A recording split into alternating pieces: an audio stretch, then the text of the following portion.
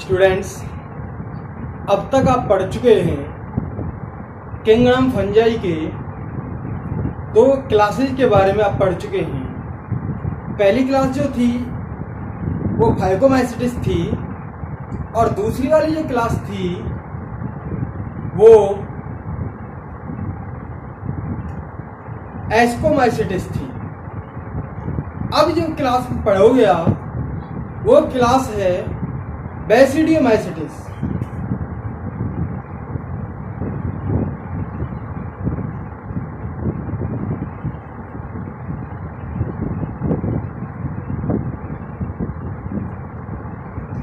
Basidiomycetes class के बारे में आप पढ़ोगे।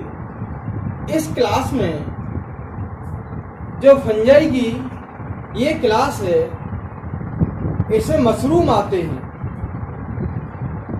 आते हैं, ब्रैकेट फंजाई आते हैं। ऐसे फंजाई को किसी गुलदस्ता में भी रख सकते हैं, ऐसे आते हैं। पफ बॉल्स के फंजाई हैं, उनको भी हम जान सकते हैं। इस क्लास में मशरूम को भी लेते हैं, ब्रैकेट फंजाई को भी लेते हैं और पफ बॉल्स को भी लेते हैं। तो हम पहला पॉइंट ये लिख सकते हैं,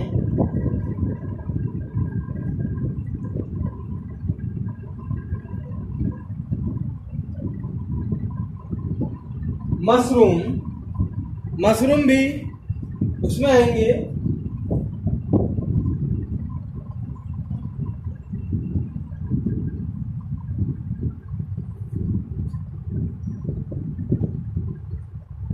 मशरूम है, ब्रैकेट फंजाई है और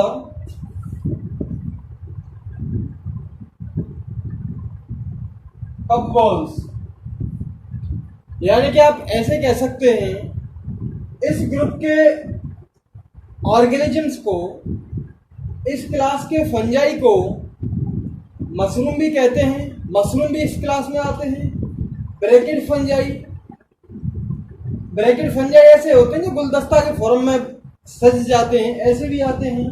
पफ बॉल्स ये जापान में ज़्यादा पाए जाते हैं, पफ बॉल्स, और इनको भी एक तरह के गुलदस्ता फॉर्म में ही लेते हैं जो गिफ्ट देने में काम आते हैं शादी वादियों में। तो बेसिडियोमाइसिटिस में ये हमारे 3 तरह की फंजाई आते हैं, मशरूम, ब्रैकेट फंजाई और पफ बॉल्स। अब बात आती है कि ये जो फंजाई हैं ये कहाँ पर पाए जाते हैं, ग्रो कहाँ पर करते हैं।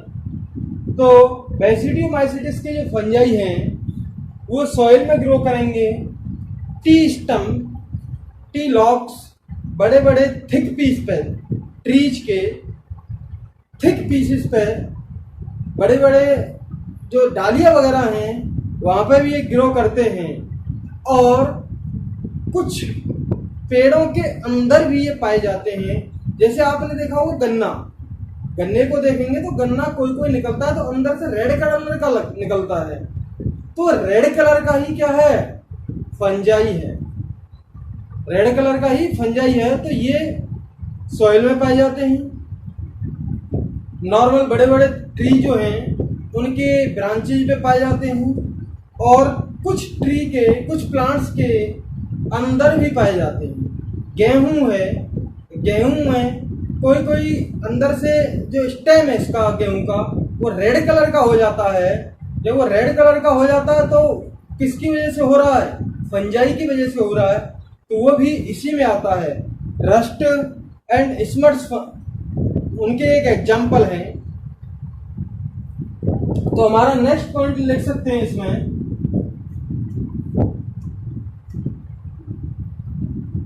these are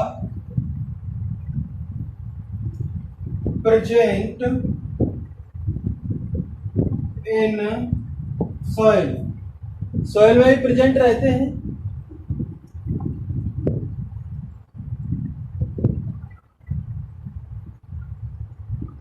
thick pieces of tree and in plants। As parasitic forms. Parasitic forms में ये प्लांट्स के अंदर भी पाए जाते हैं। इसका एग्जाम्पल हम कह सकते हैं रस्ट्स एंड स्मट्स, ये इनके एग्जाम्पल कह सकते हैं। Example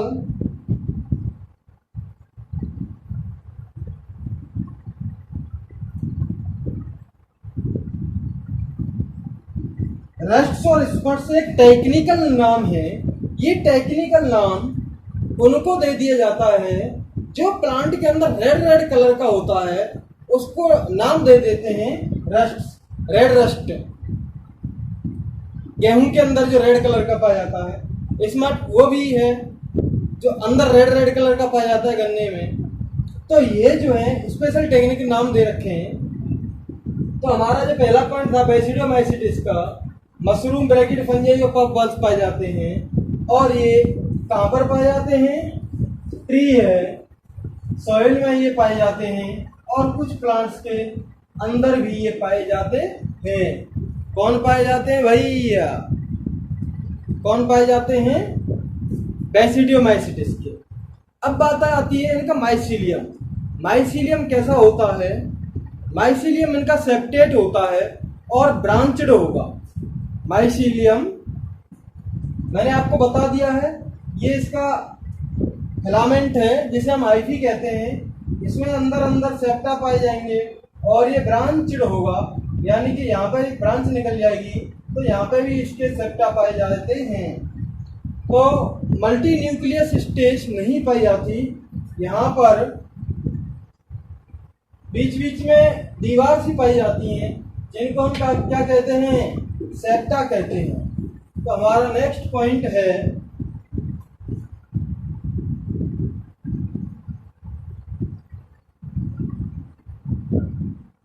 mycelium is branched and septate. Mycelium branched होता है उसका और सेप्टेट होता है। अब आती है इसमें एसेक्सुअल स्पोर्स जो हैं वो पाए नहीं जाते। एसेक्सुअल स्पोर्स मैंने आपको बताया था, जैसे कॉनिडिया है, स्पोरेंजियोस्पोर्स हैं, ये एसेक्सुअल स्पोर्स इसमें नहीं पाए जाते हैं। और एसेक्सुअल रिप्रोडक्शन सिर्फ फ्रेगमेंटेशन से होता है।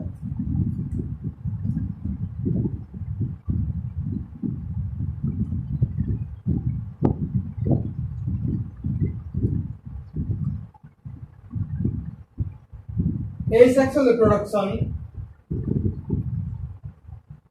occurs by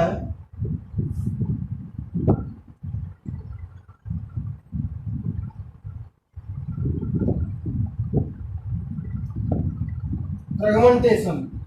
asexual reproduction fragmentation से ही होता है।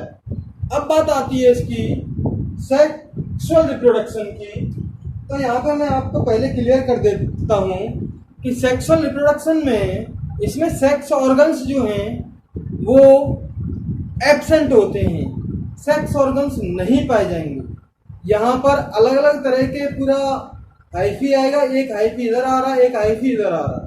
डिफरेंट स्ट्रेन का, डिफरेंट जीनोटाइप का, एक जैसे जीनोटाइप का नहीं, एक जैसे स्ट्रेन्स का नहीं, पॉजिटिव माइनस भी स्ट्रेन्स हो सकते हैं। अपने सहूलियत के हिसाब से हमने उनके नाम दे दिए हैं। तो डिफरेंट स्ट्रेन्स के आपस में हाइफी आते हैं और वो जेनेटिक मटेरियल का एक्सचेंज करते हैं, जो सेक्सुअल रिप्रोडक्शन की एक फॉर्म है। तो हम यहाँ पे लिख सकते हैं कि सेक्स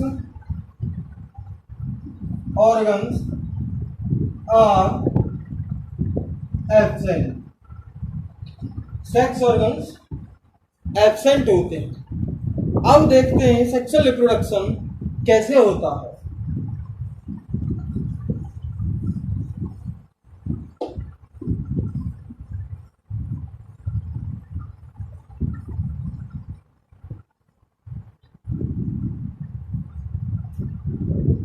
एक हाइफी ये रहा,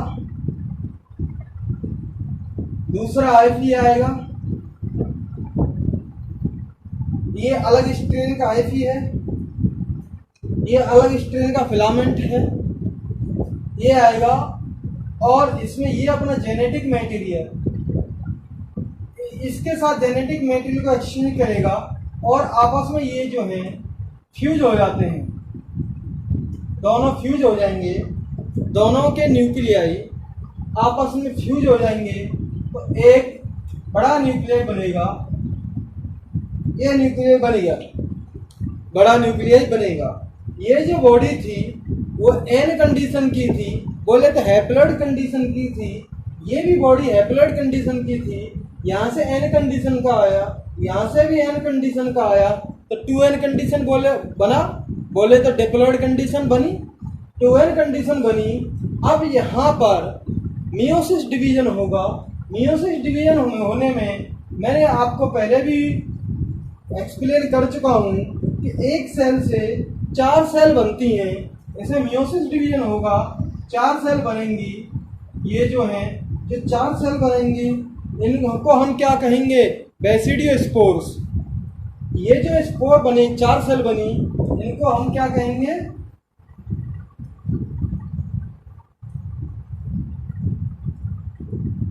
बेसिडियोस्पोर्स। चारों को हम क्या कहेंगे, बेसिडियोस्पोर्स। बेसिडियोस्पोर्स जहां पर लग रहे हैं उनको हम क्या कहेंगे, बेसिडिया। और बेसिडिया जिस पर अरेंज्ड है उसको हम क्या कहेंगे, बेसिडियो कार्प। तो ये हमारी कुछ टर्म्स हैं। बेसिडिया इस वाले स्ट्रक्चर को कहेंगे, ये वाला स्ट्रक्चर जो है बेसिडिया है, एक को बेसिडियम कहेंगे और बहुत ज्यादा को हम बेसिडिया कहेंगे। तो यहाँ पे एक है तो हम क्या कह सकते हैं, बेसिडियम। और ये जो स्ट्रक्चर, ये बेसिडियम जहां पर है, जहां पर अरेंज्ड है, इस पूरे स्ट्रक्चर को हम क्या कहेंगे, बेसिडियो कार्प। बेसिडियो कार्प पे ही तो है बेसिडियम अरेंज्ड। भाई ये वाला जो स्ट्रक्चर है इनको हम क्या कहेंगे, बेसिडियो कार्प। तो इसको बेसिडियो कार्प कहेंगे, इस वाले स्ट्रक्चर को बेसिडियम कहेंगे और इसमें जो प्रोड्यूस हो रहे हैं स्पोर्स उसे हम बेसिडियो स्पोर्स कहेंगे। ये बेसिडियो स्पोर्स बाहर निकल जाएंगे, ये बाहर निकलेंगे बेसिडियो स्पोर्स और बाहर निकल के फिर ग्रो करेंगे और नया फिलामेंट बना देंगे। ये पूरा नया फिलामेंट की तरह ग्रो कर जाते हैं तो नया ऑर्गेनिज्म बनता है। तो इसमें इस तरह सेक्सुअल रिप्रोडक्शन होता है, किसमें, बेसिडियोमाइसीट्स की क्लास में।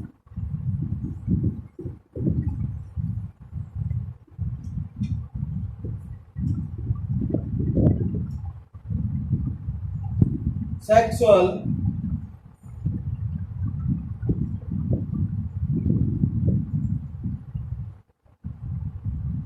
Reproduction occurs by fusion of two different genotype, two different genotypes और स्ट्रेंस। तो प्लस माइनस ऐसे हम अपनी सहूलियत के स्ट्रेंस मान सकते हैं। दो डिफरेंट जीनोटाइप या स्ट्रेंस से आपस में फ्यूज होने के बाद सेक्सुअल रिप्रोडक्शन होता है इसमें। नेक्स्ट वाला पॉइंट है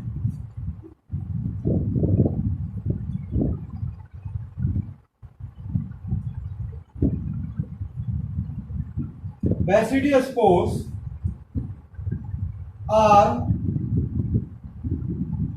formed by meiosis in fusion cell. जो सेल हमारी फ्यूज हुई है, अब फ्यूज हो गई सेल, जाइगोस्पोर्स के फॉर्म में बनी होगी। तो जाइगोस्पोर में मियोसिस डिवीजन होगा। तो हम यहां लिख सकते हैं basidiospores are formed by meiosis division in fusion cell. यहां पर क्या और लिख सकते हैं, जाइगोस्पोर फ्यूजन जो सेल है उसको हम जाइगोस्पोर कह सकते हैं। और यहां पर ज्यादा अच्छा कैसे लिख सकते हैं, फ्यूज्ड सेल लिख लीजिए आप चाहे, फ्यूज्ड सेल जाइगोस्पोर। नेक्स्ट है पॉइंट,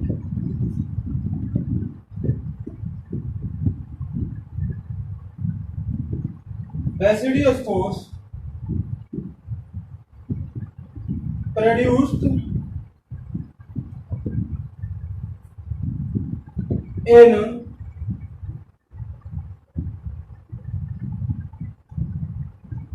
basidium which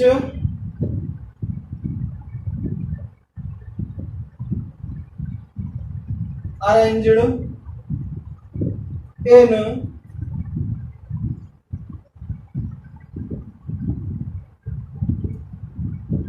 बेसिडियोकार्प।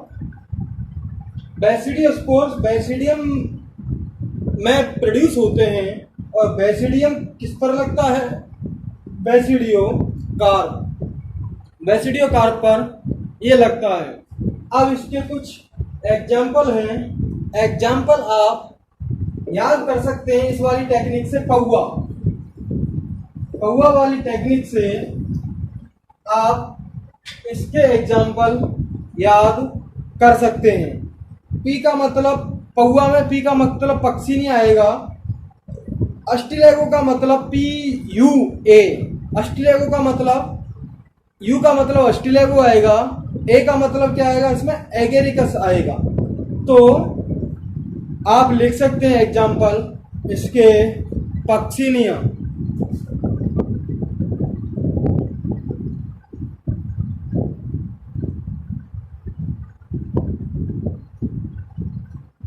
पक्षिनिया हो गया। रस्टिस्मस, ये रस्ट फंगस है।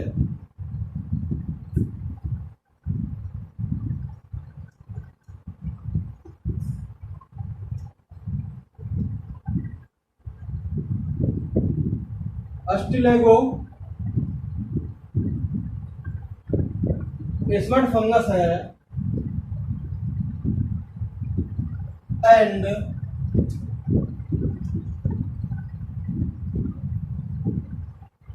एगेरिकस, एगेरिकस तो आपने देखा होगा, ये मशरूम है।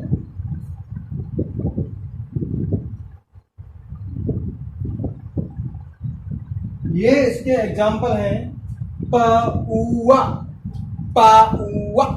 पौवा, पक्षियां, रस्ट है, रेड रस्ट करता है किसमें, गेहूं में। गेहूं का स्टेम अगर रेड कलर का हो जाता है तो वो किससे इन्फेक्टेड है, पक्षिनिया से। अस्टिलेगो ये जो है गन्ने में पाया जाता है, गन्ने को रेड कलर का कर देता है, जिसको हम टेक्निकल वर्ड दे देते हैं स्मट डिसीज। और एगेरिकस है, एगेरिकस हमारा मशरूम है, जैसे हम क्या कहते हैं, कुकुरमुत्ता। तो ये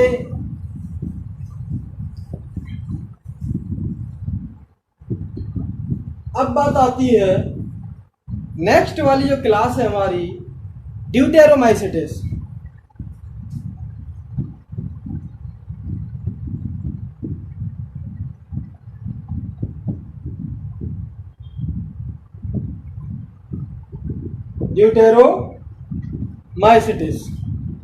ड्यूटेरोमाइसिटिस की जो क्लास है, इसमें इम्परफेक्ट फंजाई को लिया गया है।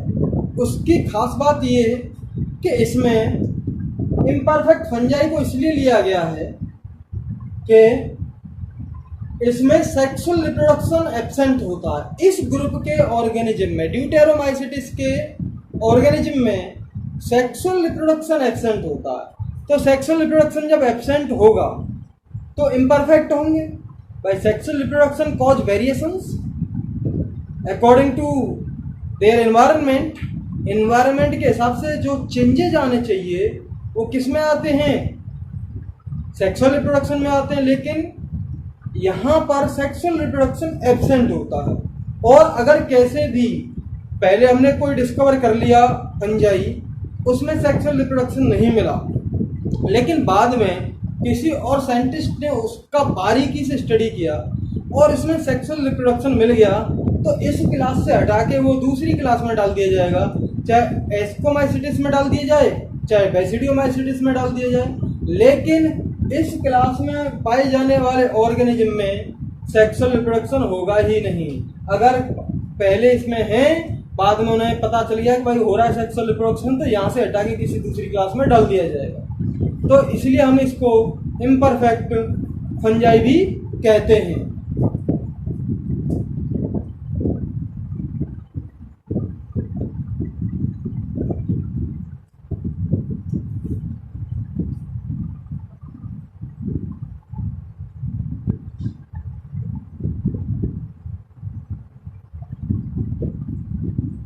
Sexual reproduction is absent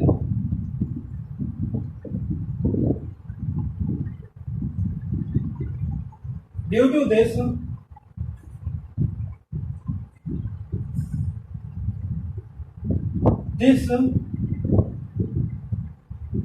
group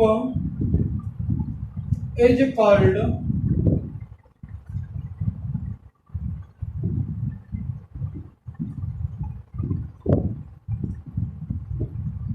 imperfect fungi. इस ग्रुप के फंजाइयों को हम इम्परफेक्ट फंजाई भी कहते हैं। किसकी वजह से कहते हैं कि इनमें सेक्सुअल रिप्रोडक्शन एब्सेंट होता है। ठीक है, अगर पहले मैंने अभी बताया था, जैसे पहले हमने फंजाई को जिसमें सेक्सुअल रिप्रोडक्शन नहीं मिला इस ग्रुप में डाल दिया, लेकिन आगे चल के अगर पता चल गया कि इसमें सेक्सुअल रिप्रोडक्शन है, तो इस ग्रुप से रिमूव कर दिया जाएगा, किसी दूसरे ग्रुप में डाल दिया जाएगा। तो इस ग्रुप में पाए जाने वाले फंगस में सेक्सुअल रिप्रोडक्शन नहीं होता है। ये बिल्कुल ध्यान से सुन लें। और एसेक्सुअल रिप्रोडक्शन होगा इसमें। एसेक्सुअल रिप्रोडक्शन मेनली जो होता है वो कॉनिडिया जो होते हैं, कॉनिडिया होते हैं, मैंने आपको बताया था। ये कोई यहाँ पर ऊपर जो स्पोर्स प्रोड्यूस हो रहे हैं ये हैं आपके कॉनिडिया। ये कॉनिडिया यहाँ से डिटैच होंगे, यहाँ गिर जाएंगे और नया ऐसा ही ऑर्गेनिज्म बनाएंगे। यहाँ गिरेगा ये टूट के, तो ये नया ऐसा ऑर्गेनिज्म बनाएगा। इस तरह इस ग्रुप के ऑर्गेनिज्म ग्रोथ करते रहते हैं, ग्रोथ करते रहते हैं एसेक्सुअल रिप्रोडक्शन की हेल्प से। और वो भी इनमें जो है एसेक्सुअल रिप्रोडक्शन मेनली जो पाया जा रहा है वो कॉनिडिया के थ्रू फॉर्म में ही पाया जा रहा है, यानी एसेक्सुअल रिप्रोडक्शन कॉनिडिया की हेल्प से होता है। लिख सकते हैं यहाँ पे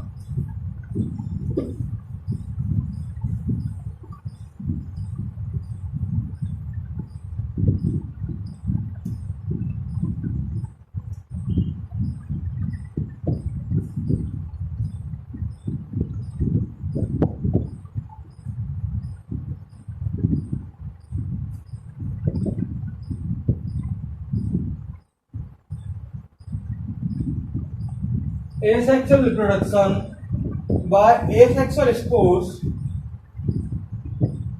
called conidia।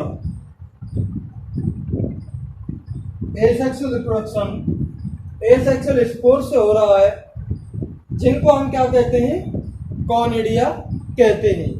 अब इसमें आता है माइसीलियम। माइसीलियम कैसा होगा? माइसीलियम भी इनमें जो है सेप्टेट होगा और ब्रांचड होगा।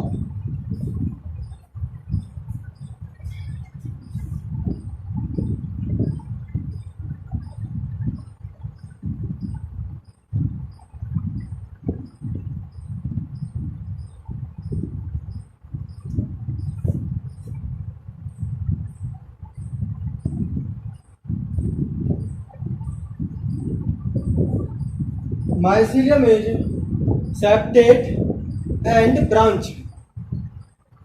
सेप्टा प्रेजेंट होंगे माइसीलियम में और ब्रांचड होगा। तो आपने एक बात देखी, सिर्फ फाइकोमाइसीटिस में माइसीलियम एसेप्टेट था और वो जो है सिनोसिटिक माइसीलियम था, और बाकी आपने देखा एस्कोमाइसीटिस में, बेसिडियोमाइसीटिस में, ड्यूटेरोमाइसीटिस में ये जो है इनमें माइसीलियम सेप्टेट होता है और ब्रांच्ड होता है। तो आपने ये देखा। अच्छा, और इसमें देख सकते हैं आगे वाला जो पॉइंट है वो न्यूट्रिशन कैसा होगा। इसमें सैप्रोफाइटिक न्यूट्रिशन होगा, डेड एंड डिकेइंग से खाना लेते हैं, और दूसरा वाला जो है पैरासिटिक न्यूट्रिशन भी पाया जाता है। कुछ इनमें डिकम्पोजर्स के फॉर्म में ही पाए जाते हैं जो डिकम्पोज करते हैं, मिनरल्स को रिसाइकलिंग करने में हेल्प करते हैं। तो आप न्यूट्रिशन में लिख दे सकते हैं इसमें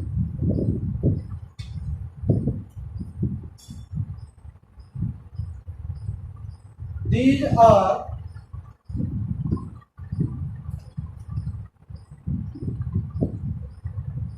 saprophytic,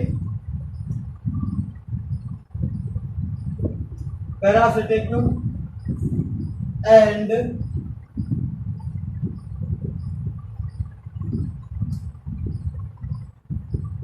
decomposers।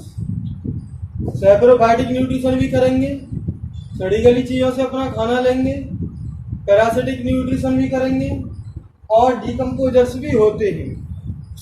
ये पैरासिटिक न्यूट्रिशन का मतलब क्या है कि ये दूसरे ऑर्गेनिज्म की बॉडी के ऊपर पाए जाते हैं या अंदर पाए जाते हैं, यानी कि दूसरे ऑर्गेनिज्म की बॉडी से अपना खाना लेते हैं और उसे नुकसान पहुंचाते हैं। तो ये जो है इसके क्या हो गए, न्यूट्रिशन हो गई। इसके एग्जाम्पल देख सकते हैं, अल्टरनेरिया है, कॉलिटोट्राइकम है, ट्राइकोडर्मा है, ACT अल्टरनेरिया, कॉलिटोट्राइकम और ट्राइकोडर्मा, ये इनके क्या है एग्जाम्पल।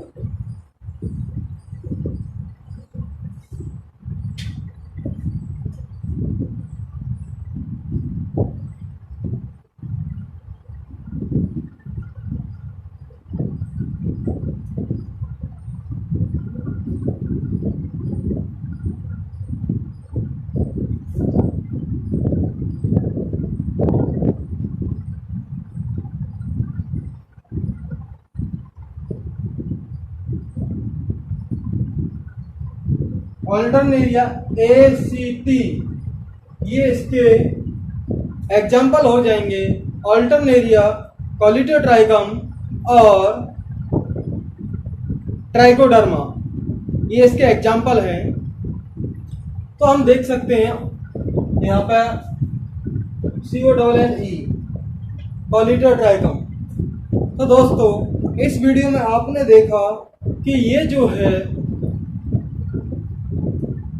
4 क्लासेस थी, जिनमें से हमने 2 क्लासेस फंजाई की पहले पढ़ ली थी और 2 क्लासेस को हमने आज पढ़ लिया। किंगडम फंजाई का हमने काम तमाम कर दिया है। Thank you very much.